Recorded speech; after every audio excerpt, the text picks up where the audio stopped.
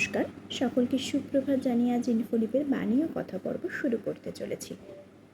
আজ আমরা ঠাকুর মায়া সম্পর্কে যে ব্যাখ্যা ও আলোচনা দিয়েছেন তাই আপনাদের সামনে তুলে ধরার চেষ্টা করব।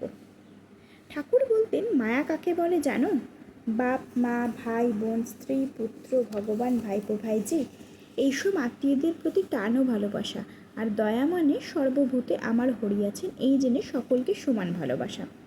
সাপের মুখে বিষ আছে, সে যখন আপনি খায় তখন তার বিষ লাগে না, কিন্তু যখন অন্যকে খায় তখন বিষ লাগে। তেমনি ভগবানের মায়া আছে বটে, কিন্তু তাকে মুগ্ধ করতে পারে না, অন্যকে সে মায়ায় মুগ্ধ করে।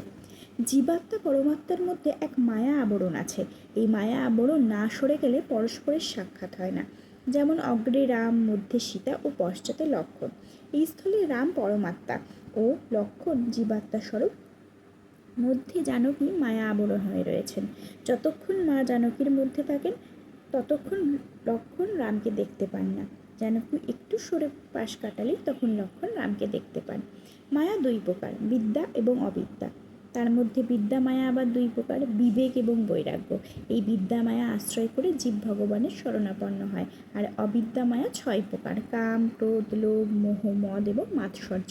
অবিদ্যা মায়া আমি ও আমার জ্ঞানে মনুষ্যদিগকে বদ্ধ করে রাখে, কিন্তু বিদ্যা মায়ার প্রকাশে জীবের অবিদ্যা একেবারে নাশ হয়ে যায়। সূর্য পৃথিবীকে আলো করে রেখেছে, কিন্তু সামান্য একখণ্ড মেঘ সম্মুখে এসে যদি আবরণ করে ফেলে তাহলে আর সূর্য দৃষ্টিগোচর হয় না। সেইরূপ সর্বব্যাপী ও সর্বসাক্ষী স্বরূপ সচ্চিদানন্দকে আমরা সামান্য মায়া আবরণ বশত দেখতে পাচ্ছি না। পানা পুকুরে নেবে যদি পানাকে সরিয়ে দাও আবার তখন এসে জোটে, সেই রকম মায়াকে ঠেলে দিলেও মায়া এসে জোটে। তবে যদি পানাকে সরিয়ে বাঁশ পেতে দেওয়া যায় তাহলে আর বাঁশ ঠেলে আসতে পারে না। সেই রকম মায়াকে সরিয়ে দিয়ে জ্ঞান ভক্তির বেড়া দিতে পারলে আর মায়া তার ভিতর আসতে পারে না। সচ্চিদানন্দ কেবলমাত্র প্রকাশ থাকেন। দক্ষিণেশ্বরের ঠাকুরবাহির নহবতখানার ওপর একটি সাধু এসে কিছুদিন বাস করছিলেন। সাধু সেই ঘরে কারোর সঙ্গে বাক্যালাপ না করে সর্বদা ধ্যান ধারণা করতেন। একদিন হঠাৎ মেঘ উঠে চারিদিক অন্ধকার করে ফেলল। কিছুক্ষণ পরে একটা ঝড়ের মতো বাতাস এসে মেঘগুলিকে আবার সরিয়ে দিল। সাধু তাই দেখে ঘর থেকে বেরিয়ে এসে নহবতখানার বারান্দায় দাঁড়িয়ে খুব হাসি আর নৃত্য করতে লাগলো। তাই দেখে ঠাকুর তাকে জিজ্ঞাসা করেছিল, তুমি তো ঘরের মধ্যে চুপ করে বসে থাকো, আজ এত আনন্দ নৃত্যাদি করছো কেন? সাধু বললেন, সংসার কা মায়া ऐसा ही है।